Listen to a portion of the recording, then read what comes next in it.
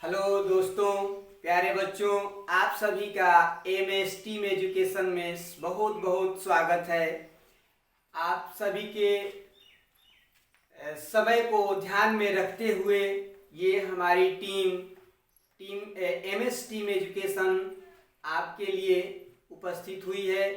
यह टीम आपको खाली न रखते हुए आपकी शिक्षा को प्रदान करने के लिए, आपका जानकारी बढ़ाने के लिए, इस लॉकडाउन स्थिति का सदुपयोग करने के लिए आपके सेवा में हाजिर है एमएस टीम एजुकेशन।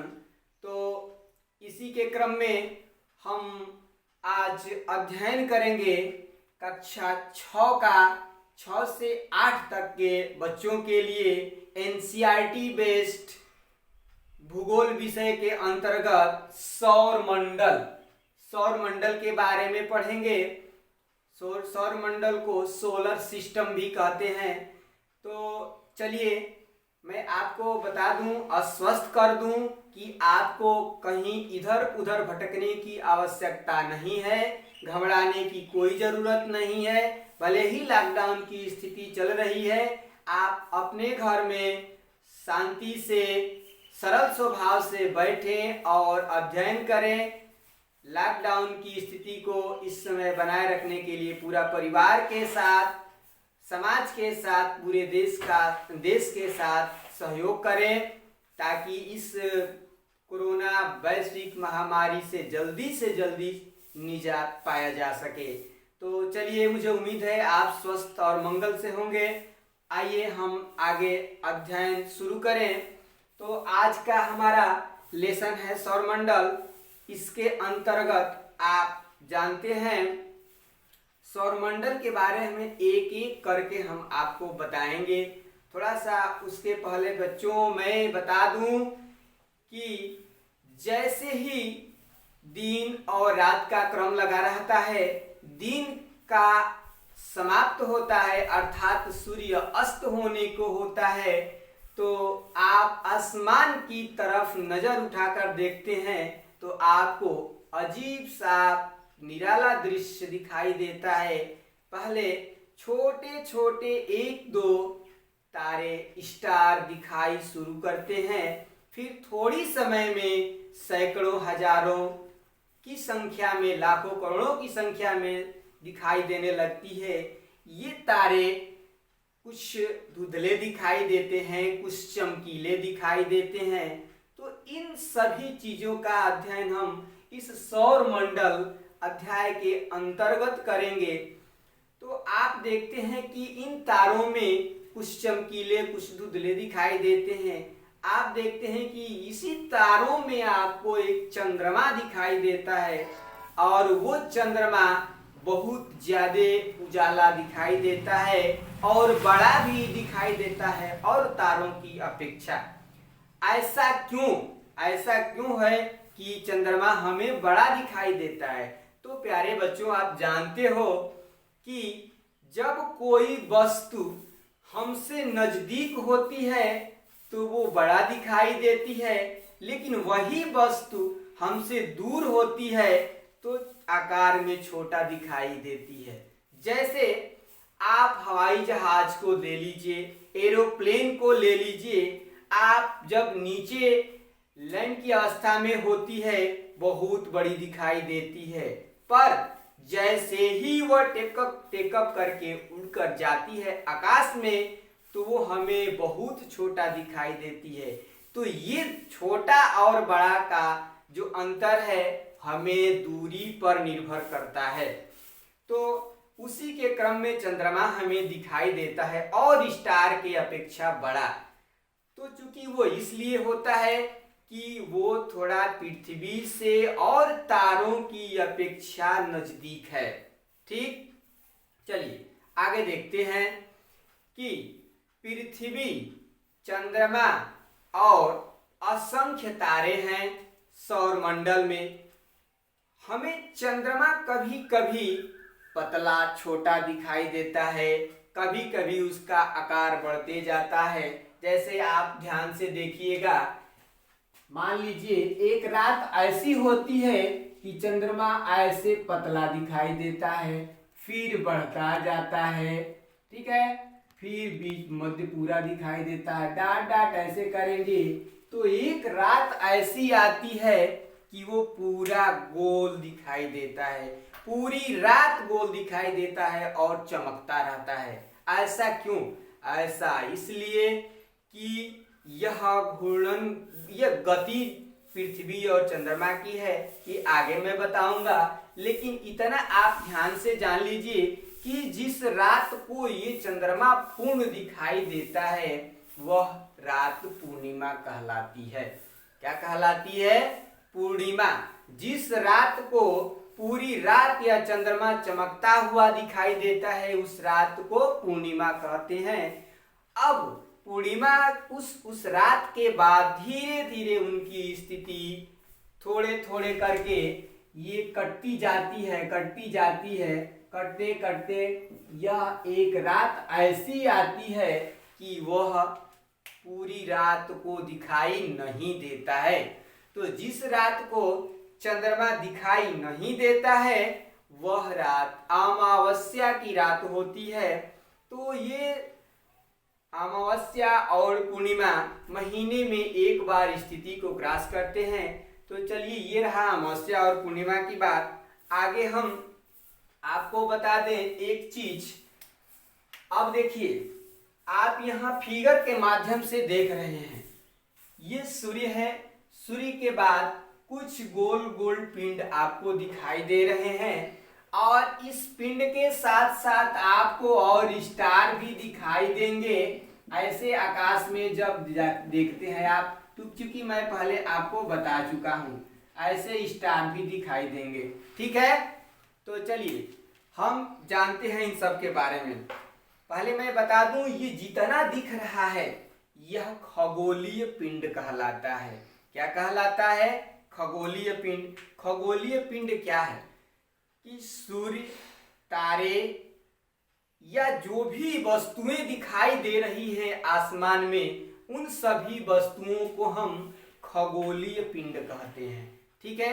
तो इस खगोलीय पिंड में हम आप एक मिलकर के इसको और आगे तक पढ़ें, अध्ययन करें। मैं बता रहा हूं इन खगोलीय पिंड में आपका सूर्य भी है।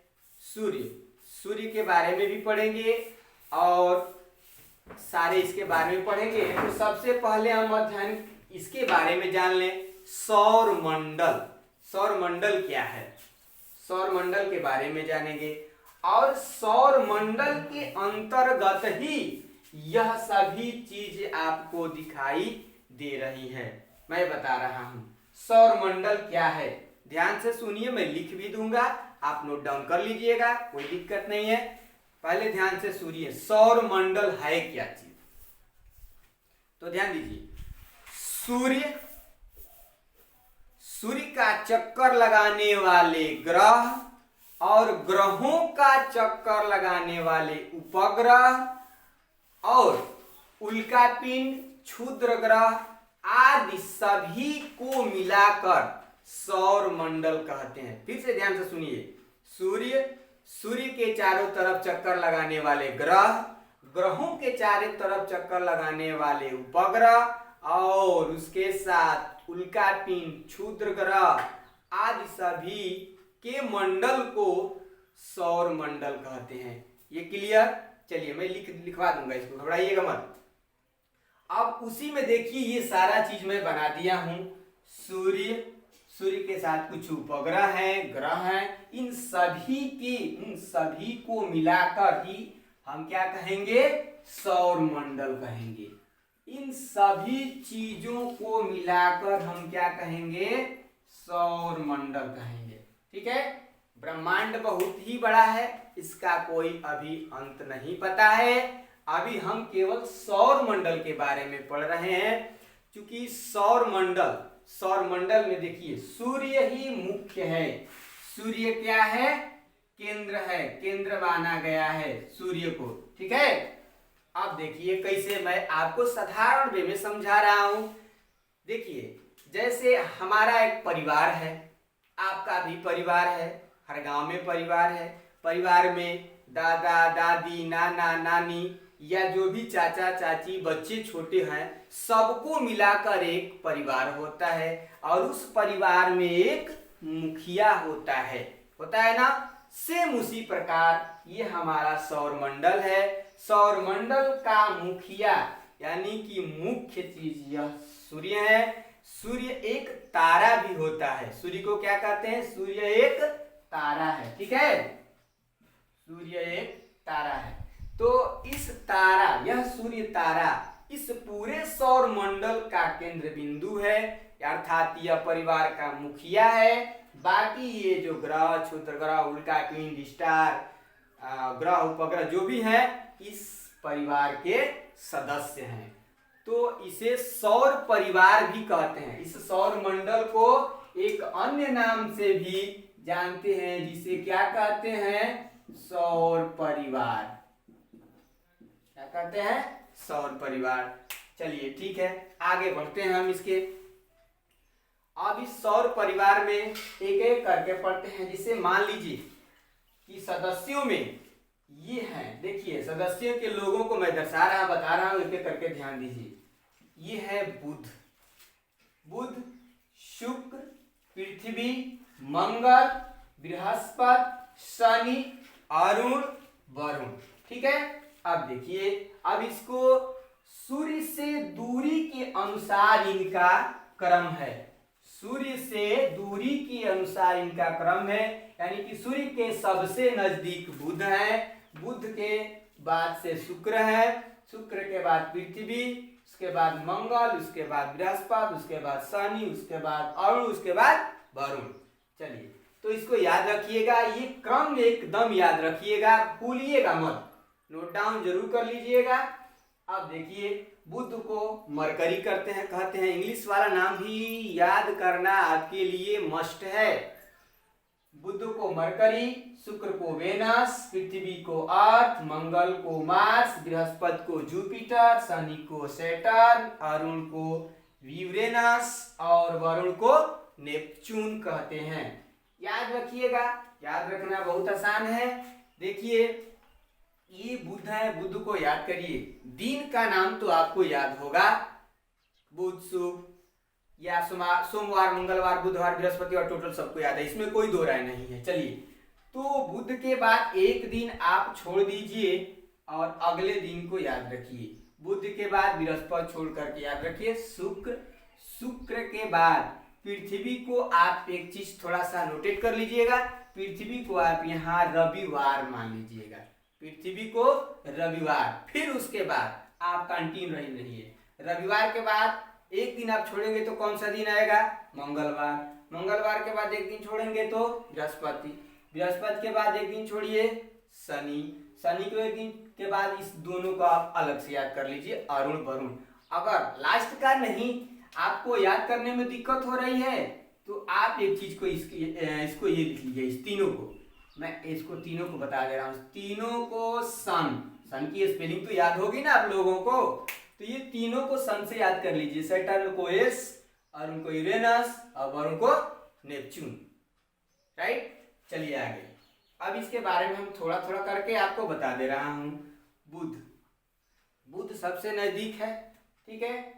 अब देखिए, चूंकि ये ग्रह हैं, ये आठों क्या है? ग्रह। ग्रह किसे कहते हैं ये चीज मैं आपको बता रहा हूं। ग्रह याद रखिए, ये जो ग्रह हैं इनके पास अपनी कोई ऊर्जा नहीं है और न ही कोई प्रकाश है, ठीक है। ये सीधा सा इन सभी को, इन सौर मंडल को, इन सौर परिवार को अगर ऊर्जा और प्रकाश देने वाला है तो एकमात्र परिवार का मुखिया अर्थात सूर्य ही है। इस पूरे परिवार को ऊर्जावान यही मुखिया कर रहे हैं, अर्थात सूर्य महाराज कर रहे हैं, ठीक है। चलिए, तो अब हम ग्रह किसे कहते हैं?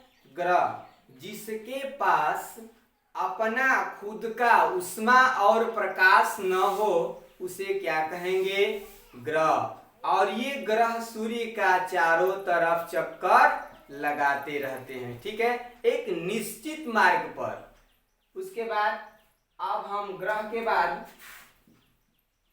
उपग्रह, उपग्रह के बारे में जान ले। उपग्रह क्या है? सूर्य के चारों तरफ ग्रह के चारों तरफ चक्कर लगाने वाले पिंड को हम उपग्रह कहते हैं। अब थोड़ा सा इसको मिटाकर एक एक करके मैं बता रहा हूं आप लोगों को। आप न हो तो इसको नोट डाउन कर लीजिए 2 मिनट के लिए, फिर आगे चलते हैं। तो चलिए प्यारे बच्चों, हम आपको एक एक करके सभी ग्रहों के बारे में बताएंगे। उसके बाद उल्का पिंड, क्षुद्र ग्रह आदि सभी के बारे में बताएंगे। एक बीच आपके बीच में एक चीज और छूटा है, क्षुद्र ग्रह, इसके बारे में भी बताएंगे। तो आप थोड़ा सा क्षुद्र ग्रह के बारे में जान लीजिए। उसके बाद से एक एक करके सारा वीडियो और सारे ग्रहों का मैं आपको अपलोड करूंगा। जैसे मैं अभी फिगर आप लोगों ने देखा है, नोट डाउन किया है, उसमें आपने एक फिगर ऐसे मंगल ग्रह को देखे होंगे, मंगल, और एक बड़ा सा जो कि पृथ्वी, बृहस्पति सबसे बड़ा ग्रह है। ये सब डिटेल्स में बताएंगे आपको। यह सबसे बड़ा ग्रह है बृहस्पति, ठीक है। तो मंगल और बृहस्पति ग्रह के बीच में कुछ छोटे छोटे टुकड़े दिखाई देते हैं। ये जो टुकड़े हैं, ये टुकड़े भी सूर्य का चक्कर लगाते हैं। ये टुकड़े भी सूर्य का चक्कर लगाते रहते हैं। इन छोटे छोटे टुकड़ों को, छोटे छोटे कणों को ही हम क्षुद्र ग्रह कहते हैं। क्या कहते हैं? क्षुद्र ग्रह। इन क्षुद्र ग्रह की स्थिति है मंगल और बृहस्पति ग्रह के बीच में है। तो चलिए, अब ज्यादा एक एक करके मैं अगर एक्सप्लेन करूं तो ज्यादा समय लगेगा, इसलिए मैं इस वीडियो को यहीं पे रोक करके अगली वीडियो में आपको सारा एक एक करके वीडियो ग्रह का एक्सप्लेनेशन डाल दिया जाएगा। आप लोग धैर्य बनाए रखें, सुचारू रूप से, नियमित रूप से वीडियो देखें, पढ़ें, घर पे बैठ करके समय का सदुपयोग करें। तब तक के लिए जय हिंद।